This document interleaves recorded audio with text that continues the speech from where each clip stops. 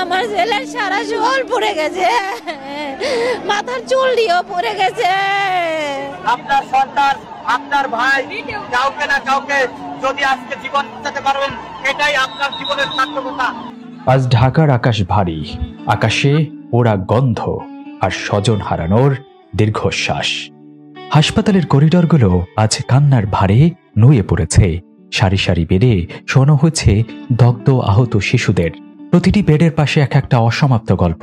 এর মাঝেই এক মায়ের কান্না আকাশ বাতাসকে ভারী করে তুলেছে। তিনি তার সন্তানকে চিনতে পারছেন না।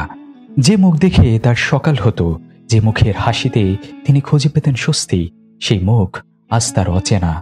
বিলাপ করছেন আর বলছেন, আমার সোনামণি কই, আমার বাবাটাকে এনে দাও। ডাক্তার, দেখুন তো, এ তো আমার সন্তান নয়। আমি আমার সন্তানকে চিনি, যার গালে আমি কোনোদিন ফুলের টোকাও লাগাতে দেইনি। তাকে আমি এই চেহারায় কিভাবে চিনব? তার এই পোড়া শরীর, এই বিবর্ণ মুখ। না, এই সন্তান আমার হতে পারে না। আমার মানিককে ফিরিয়ে দিন, আমার কলিজার টুকরোকে আমার কাছে ফিরিয়ে দিন।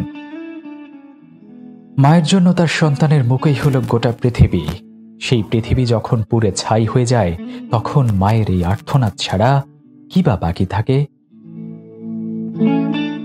মাইলস্টোন স্কুল অ্যান্ড কলেজের নিষ্পাপ মুখগুলো যখন ছুটির ঘণ্টার জন্য অপেক্ষা করছিল, ঠিক তখনই ভয়াল এক দানবের মতো নেমে এলো মৃত্যু।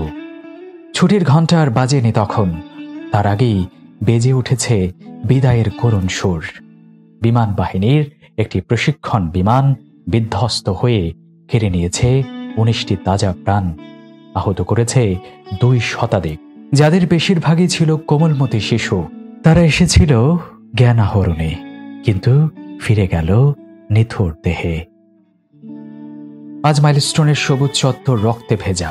পুরো জাতি আজ স্তব্ধ, শোকাহত। এই অপূরণীয় ক্ষতি কোনো কিছু দিয়েই পূরণ করা সম্ভব নয়। আসুন আমরা সবাই এই দুর্ঘটনায় নিহত নিষ্পাপ আত্মাগুলোর জন্য প্রার্থনা করি।